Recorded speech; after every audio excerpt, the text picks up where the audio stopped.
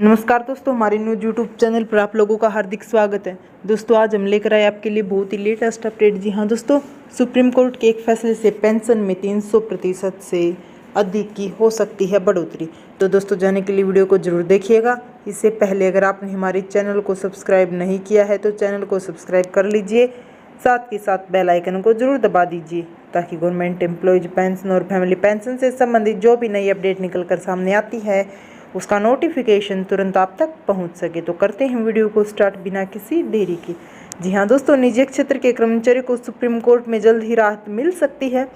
दरअसल supreme court के फैसले से कर्मचारी भविष्य निधि में योगदान करने वाले लाखों कर्मचारियों की पेंशन एक झटके में 300% तक बढ़ सकती है।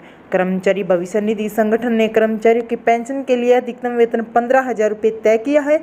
मतलब कि आपकी सैलरी भले ही 15,000 रुपये महीने से ज़्यादा हो, लेकिन आपकी पेंशन की गणना अधिकतम 15,000 रुपये सैलरी पर ही की जाएगी। जी हाँ दोस्तों, एक फैसला और पेंशन कई गुना तक बढ़ जाएगी। दोस्तों अब सुप्रीम कोर्ट ईपीएफओ की सैलरी लिमिट को ख़त्म कर सकता है। यह मामला विचार अधीन है और इस पर लगातार सुनवाई चल रही है। कर्मचारियों की पेंशन की गणना अंतिम वेतन यानी कि उच्च वेतन ब्रैकेट पर भी की जा सकती है। इस फैसले से कर्मचारी को कई गुना ज़्यादा पेंशन मिलेगी। जी हाँ दोस्तों, आपको बता दें कि पेंशन पाने के लिए कर्मचारी भविष्य निधि में 10 साल तक योगदान करना जरूरी है। वहीं 20 साल की सेवा को पूरी करने पर 2 साल का वेटेज मिलता है। अगर सुप्रीम कोर्ट लिमिट हटाने का फैसला करता है तो कितना फ़र्क पड़ेगा दोस्तों, इस वीडियो के माध्यम से हम आपको ज़रूर बताएंगे। दोस्तों आपको बताते हैं कि जो आपकी पेंशन है वो कैसे बढ़ेगी। मौजूदा व्यवस्था के मुताबिक अगर कोई कर्मचारी 1 जून 2015 से नौकरी कर रहा है और 14 साल की सेवा पूरी करने के बाद पेंशन लेना चाहता है तो उसकी पेंशन की गणना 15,000 रुपये पर ही की जाएगी, भले ही वह कितने साल के लिए काम कर रहा हो। 20,000 रुपये बेसिक सैलरी ब्रैकेट में हो या 30,000 रुपये। पुराने फार्मूले के मुताबिक कर्मचारी को 14 साल पूरे होने पर 2 जून 2030 से करीब 3,000 रुपये पेंशन मिलेगी। पेंशन की गणना का सूत्र जी हाँ दोस्तों, सेवा इतिहास मल्टीप्लाई 15,000। लेकिन अगर सुप्रीम कोर्ट कर्मचारी के फैसले में फैसला करता है तो उस कर्मचारी की पेंशन बढ़ जाएगी। जी हाँ दोस्तों, आपको बता दें कि मान लीजिए किसी कर्मचारी की जो बेसिक सैलरी है वो 20,000 रुपये है, पेंशन के फार्मूले से गणना करने पर उसकी पेंशन 4,000 रुपये हो जाएगी। जी हाँ दोस्तों, इसी तरह वेतन जितना अधिक होगा उसे उतना ही अधिक पेंशन का लाभ मिलेगा।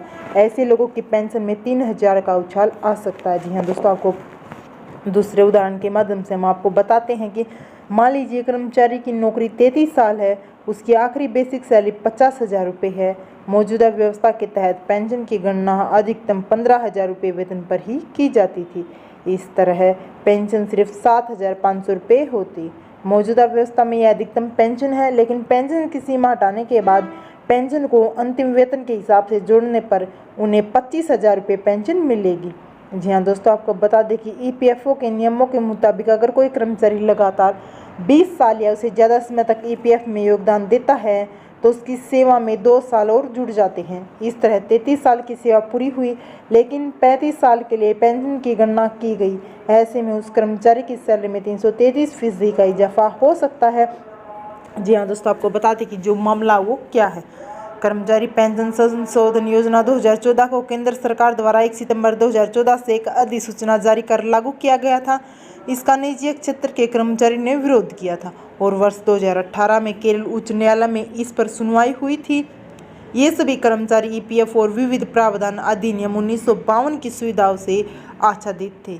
कर्मचारियों ने ईपीएफओ के नियमों का विरोध करते हुए कहा कि यह उन्हें कम पेंशन सुनिश्चित करता है, क्योंकि वेतन भले ही 15,000 से ज़्यादा हो, लेकिन पेंशन की गणना अधिकतम वेतन 15,000 रुपये पर ही तय की गई है। हालांकि केंद्र सरकार द्वारा 1 सितंबर 2014 को किए गए संशोधन से पहले यह राशि 6,500 रुपये थी। ईपीएफओ के नियमों को अनुचित मानते हुए केरल उच्च न्यायालय ने कर्मचारियों की रीट स्वीकार करते हुए फैसला दिया था।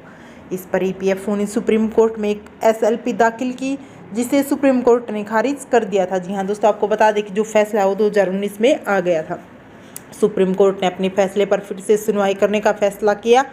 न्यायमूर्ति सुरेंद्र मोहन और न्यायमूर्ति एम बाबू की खंडपीठ ने 1 अप्रैल 2019 को ईपीएफओ की एसएलपी पर सुनवाई करते हुए कहा कि जो कर्मचारी अपने वास्तविक वेतन के आधार पर योगदान दे रहे हैं, अपने नियोक्ताओं के साथ एक संयुक्त विकल्प के रूप में जमा कर रहे हैं, आवश्यक समझे जाने पर वे बिना औचित्य के पेंशन योजना के लाभों से वंचित रह जाते हैं। पेंशन का वेतन 15,000 रुपये तय करने का कोई औचित्य नहीं है। जी हाँ दोस्तों, ताज़ा मामले में पीठ ने कहा कि 15,000 मासिक यानी कि 500 रुपये प्रतिदिन यह सर्वविदित है कि दैनिक वेतन भोगी व्यक्ति को भी इससे अधिक वेतन मिलता है, इसलिए पेंशन के लिए अधिकतम वेतन को सीमित करना है। जी हाँ दोस्तों, आपको बता दें कि 15,000 रुपये अधिकांश कर्मचारी को बुढ़ापे में एक अच्छी पेंशन से वंचित कर देगा। जहाँ तक पेंशन निधि पर प्रभाव का संबंध है, समय समय पर अंशदान की दरों में वृद्धि करके निधि की व्यवस्था की जानी चाहिए। जी हाँ दोस्तों, आपको बता दें कि जो मामला वो अभी तक लंबित है। जनवरी 2021 में सुप्रीम कोर्ट ने 2019 के अपने फैसले पर पुनर्विचार किया और मामले की सुनवाई करने का फैसला किया। इस मामले पर 17 अगस्त से लगातार सुनवाई हो रही है। दरअसल श्रम मंत्रालय और ईपीएफओ की ओर से केरल हाईकोर्ट के आदेश के खिलाफ एक याचिका दायर की गई थी। ईपीएफओ का मानना है कि इस आदेश से पेंशन 50 गुना तक बढ़ सकती है। 25 अगस्त को न्यायमूर्ति यूयू ललित और न्यायमूर्ति अजय रस्तोगी की पीठ ने मामले की सुनवाई करते हुए मामले को 3 सदस्यीय बड़ी पीठ के पास भेजने का फैसला किया था, जो कि मामला अभी तक लंबित है। तो दोस्तों, आज के लिए इतना ही। मिलते हैं नेक्स्ट वीडियो में, तब तक के लिए जय हिंद, जय भारत। वीडियो को लाइक कीजिए, चैनल को सब्सक्राइब कीजिए, ज़्यादा से ज़्यादा शेयर कीजिए।